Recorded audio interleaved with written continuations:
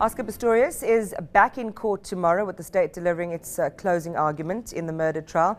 Let's explore the prosecutor's strategy. Joining me now, attorney Mannie Witz. Good evening and thank you so much for your time. So Oscar's back in court tomorrow, expecting the defense and the prosecution to deliver their closing arguments and the arguments for and against the Paralympian. Is this going to be nothing more than just a smart recap of what we've heard in the trial over the last 5 months? No, I think it's going to be a lot more. Evening, first of all, to you, Jeremy, and to the viewers. It's going to be a lot more. Argument stage is really, at the essence, the most important part of the case. Sometimes you get some type of direction or directive from the judge as to what to concentrate on. You summarize all the evidence. The onus, the burden of proof, of course, here is on the state. They have to prove beyond reasonable doubt the guilt of Mr. Pistorius on all 4 of the charges. So they have to begin first. So Gerrie Nel will begin first. He'll present his argument. He'll try and convince the judge factually and make legal submissions why his witnesses should be accepted in regards to their credibility, their powers of recall, observation, what they heard, etc., etc. So that comes first, and then thereafter the defense get their opportunity to state why their client should be found not guilty or maybe found guilty of a lesser offence, and why the state witnesses should not have their evidence accepted. So it's quite an important part of the case. So it's not a matter of just recapping. They'll go through all the evidence. Written heads of argument have been filed.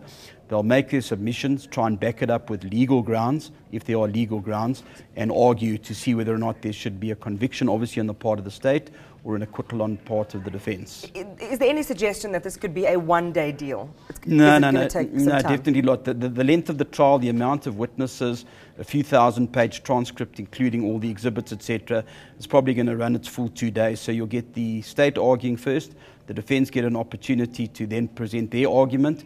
If it's a question of law, if it's some particular potentially important point, the state can ask for permission through the court, which is normally granted, to reply, and then the defence have the option to put in their reply to whatever the submissions are. So some of the issues that came up and were big issues right at the beginning around police bungling, evidence tampering and so on, these are 2 key issues both sides will certainly have to address.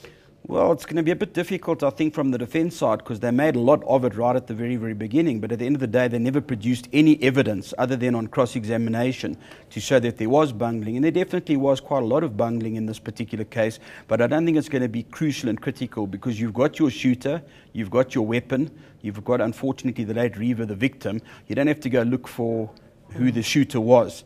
You've got his own admission, etc., etc. But I think what your viewers need to know, and I think this is very, very important, there's no definition in South African law of what is premeditated murder. And premeditated is very simple. It entails planning. So you and I plan to meet tomorrow evening across the road at Hyde Park Shopping Centre to go, for example, go and have dinner. We've planned that beforehand. So we make a proper plan. So the court will have to look subjectively and say, well, do I believe all the state witnesses? Did they hear what they said they heard?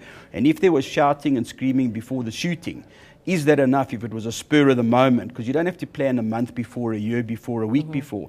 So it looks subjectively at all the evidence, the totality of the evidence, and says, is that enough for premeditated murder? But then, of course, there's still murder. Yeah, you're talking now about the scenarios that we have at our disposal, or the court has it at its disposal.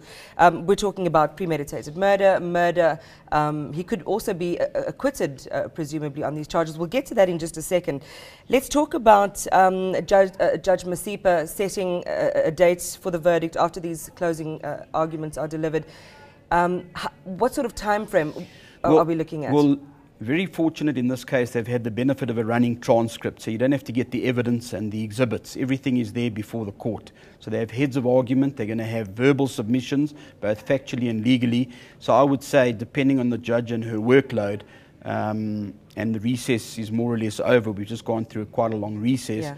I would say probably 6 weeks, a month to 6 weeks, 2 months maximum, she should be in a position to give judgment. All right, you spoke about premeditated murder. Just talk us very quickly through the remaining scenarios that Judge Masipa has at her disposal. Well, the remaining scenario is very, very simple. What the viewers need to know is the defence of Mr. Pistorius. He says putative private defence, which in South African law is very, very simple, but obviously for the viewers we need to explain it in simple terms.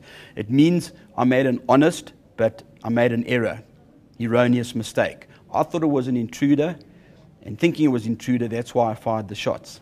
The minute you knock out on that particular defence, intention, which is dolus, the Latin word for intention, then that's the end of the murder charge, if you could succeed. Now, no matter how bad a witness he was, he said that from the beginning. Dr. Stipp, who came there to give assistance after he heard some noise and shouting and shots and what he believed to be further shots, he said it to him straight away there and then on the scene. I made a mistake. I thought it was an intruder. He doesn't deny that he's the person who shot. So if you knock out the intention, then you're left with the competent verdict, which is culpable homicide, negligent killing of a human being. Then the judge must look objectively. What would the reasonable man or woman in those circumstances have done? How would they have behaved? And then, of course, what the viewers mustn't forget, there's 3 other charges in terms of the Firearms Act, and that can have a big effect on his overall evidence, because if the judge disbelieves him on those charges and he didn't really put up any real or proper defense, she can use it as a basis for saying, well, it's gun-related, this was gun-related as well, possibly I don't accept what he's telling me, and possibly he's not a credible witness. Well, it's going to be an interesting few days ahead. I'm sure after the last couple of months, everyone's going to be really interested to see how this final straight, so to speak, plays out. Mannie Witz, as always, thanks for your time, appreciating that, getting to grips with the Oscar Pistorius trial. We are back in court in the North Gauteng High Court. You deserve to know more. eNCA.com